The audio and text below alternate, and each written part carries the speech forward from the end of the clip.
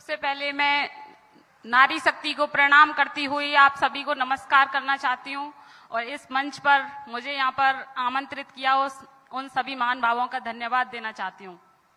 शुक्रिया मैम। आप सभी का एक बार फिर से स्वागत है। और हम जब नारी शक्ति की बात करते हैं तो ऐसे उदाहरण हम लोगों को और प्रोत्साहित करते हैं कि हमारे समाज में वो शक्ति जिसको आज बहुत आगे होने की जरूरत है वो आज अपनी बदौलत यहां तक पहुंचे। एक बार फिर से बहुत जोरदार स्वागत कीजिए मैम का।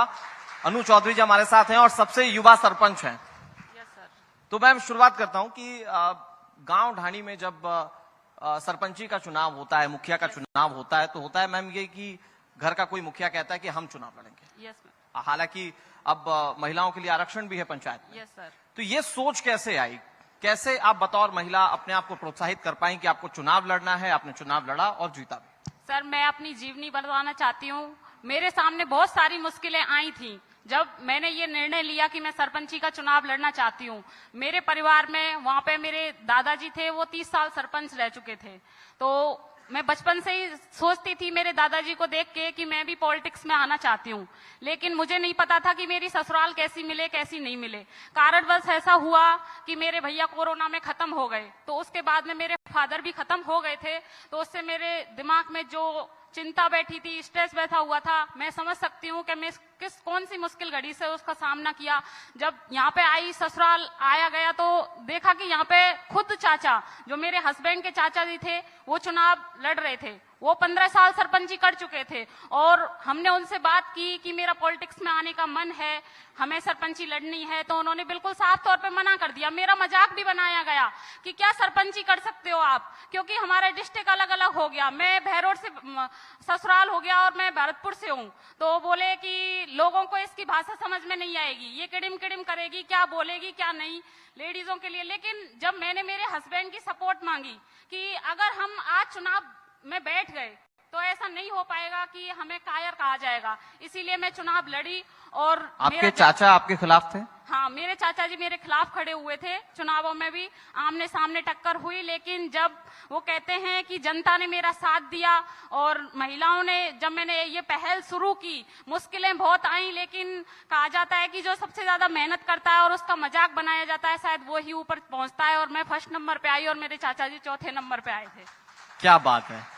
महिलाएं आज हमारे समाज में जो एक मील का पत्थर गाड़ रही हैं, वाकई में ये काबिले तारीफ है मैम, सैल्यूट है आपको। मैं आगे बढ़ता हूं क्योंकि आप कईयों के लिए इंस्पिरेशन है। आपको जब लोग देखेंगे तो आप कईयों के मन पर एक ऐसा इंपैक्ट डालेंगे कि वो हो सकता है कह दे कि वो आपकी तरह बनना चाहता है।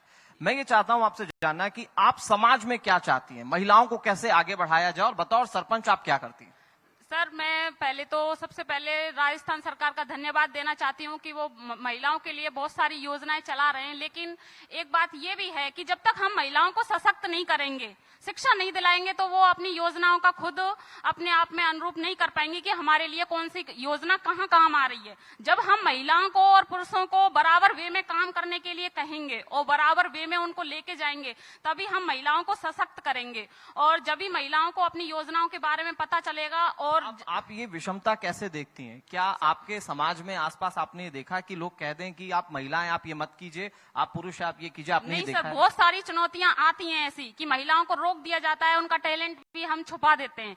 बहुत सारी मेरे गांव पंचायत में मैं देखती हूँ, घर घर में जाके देखती हूँ कि महिलाओं के लिए हर जो लड़कों के लिए किया जाता है वो महिलाओं के लिए नहीं किया जाता। लेकिन आज की महिलाएं खुद सशक्त होके, कुछ शिक्षा के जरिए से खुद अपने आप में सशक्त होके ऐसा कदम बढ़ाती हैं कि वो कर दिखाती हैं कि हम इस काम को कर सकते हैं। जैसे जो जज्बा मेरे अंदर है, मेरे घर में भी ऐसी प्रॉब्लम आई थी, दिक्कतें आई थी कि मुझे बैठने के लिए बोला गया था, लेकिन मेरे अंदर जो हौसला था, मैं मेरे हस्बैंड का धन्यवाद देती हूँ कि उन्होंने सपोर्ट की। बजाय घर में भी खिलाफ थे मेरे, जैसे कि मैं बोलूं तो, पर मेरे हस्बैंड की मेरे साथ सिर्फ सपोर्ट इसलिए कि आप महिला हैं? हाँ, सिर्फ बनना है। मैंने मेरे हस्बैंड से बात की तो मैं सिर्फ इस वे में गई कि मैं कायर कहलाऊंगी अगर हमने कुछ नहीं किया तो आगे। मतलब हमारी नारी शक्ति लड़ना जानती है। एक बार बहुत जोरदार तालियों से स्वागत कीजिए एक बार फिर से जो बातें इन्होंने कही।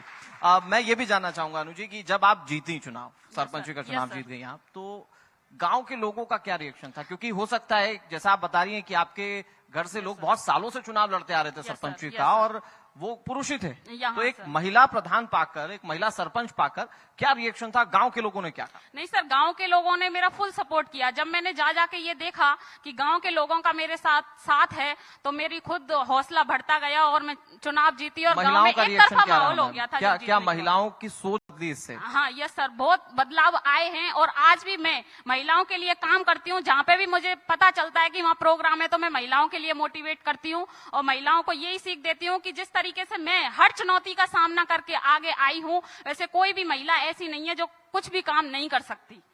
क्योंकि आप जनप्रतिनिधि हैं, यस सर। मैं ये समझना चाहता हूं आपसे कि महिलाओं का विकास करने को लेकर आपकी सोच क्या है? आपका हो सकता है कि दायरा छोटा हो, लेकिन आपके पास वो ताकत है कि कम से कम एक छोटे वर्ग के लिए ही, लेकिन आप बहुत बदलाव ला सकती हैं। Yes sir. तो आप इंस्पिरेशन तो हैं ही, लेकिन आप उनके दिनचर्या में बदलाव हो, उनकी लाइफस्टाइल बदले, उनकी जिंदगी बदले, वो सशक्त हो, इसके लिए क्या सोच रखती हैं? सर मैं महिलाओं से बातें भी करती हूँ तो वो अपने घर के बारे में जवाब देती हैं कि हमारा ससुर नहीं करने देगा, हमारा हस्बैंड नहीं करने देगा, हमें पल्लू में रहना पड़ता है। हालांकि मैं सरपंच हूँ, लेकिन कभी मीटिंग होती है तो मैं सर से पल्लू हटा लेती हूँ, लेकिन मुझे भी अपने मान मर्यादा, आब इज्जत को सिर पे पल्लू रखना चाहिए।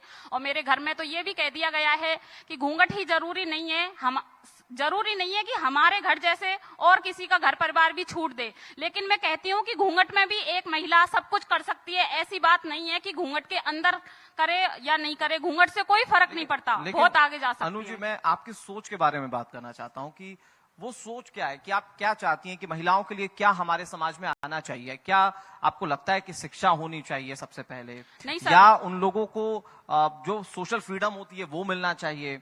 क्या आप सोचती हैं कि सबसे पहले महिलाओं के लिए क्या हमारे समाज में किए जाने की जरूरत है? सर मैं सोचती हूँ कि हमारे समाज में जो ये पुरुष प्रधान सत्ता है उसको कम करके महिलाओं को भी ऐसी सत्ता दी जानी चाहिए कि उसमें समान वे में वो हो। ऐसा हुआ है, समान वे में समझते हैं महिलाओं को, लेकिन अभी तक ऐसी आजादी नहीं मिली है, इतनी स्वतंत्रता नहीं मिली है कि महिला अपने स्वयं के निर्णय को अपने आप ले सके। तो इसलिए मैं ये कहना चाहती हूँ कि प्रत्येक महिला को अपना निर्णय लेने के लिए सक्षम होना चाहिए, जिससे वो आगे चल के अपनी राह से, अपनी मर्जी से काम कर सके।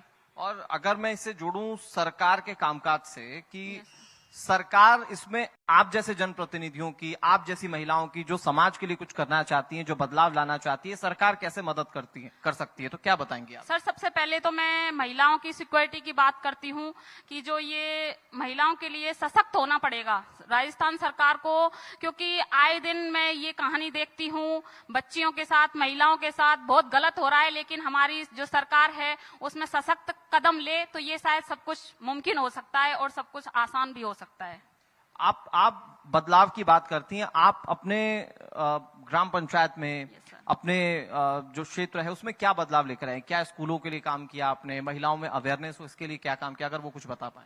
सर मैंने स्कूलों में भी जाके देखती हूँ और स्कूलों में भी अच्छी व्यवस्था है, आंगनबाड़ी में भी जाके देखती हूँ अच्छी व्यवस्था है। मेरे आसपास के लोग भी कहते हैं इस चीज का कि मैं चाहे कम उम्र में सरपंच बनी हूँ, लेकिन उम्र के साथ साथ मेरे को इतना अनुभव तो हो गया है, वो हौसले सब कुछ सिखा देते हैं। ये भी मैं बखूबी जानती हूँ कि क्या सही है हमारे लिए और क्या गलत है, और मैं यही चाहती हूँ कि जिस तरीके से राजस्थान सरकार हमारे लिए योजनाएं चलाएं वो हर प्रत्येक महिला को पता चलनी चाहिए कि हमारी योजनाएं क्या हैं, और वो तब पता चलेगा जब हमारी बच्चियां शिक्षा के लिए होंगी। और मैं अपने गार्जियन से ये भी कहना चाहती हूँ कि जो आज की जिंदगी है वो मशीनी युग है, प्रत्येक कार्य हम मशीनों के द्वारा करते हैं और डिजिटल लाइफ हो गई है, जिससे बच्चों पे बहुत ज्यादा असर पड़ता है।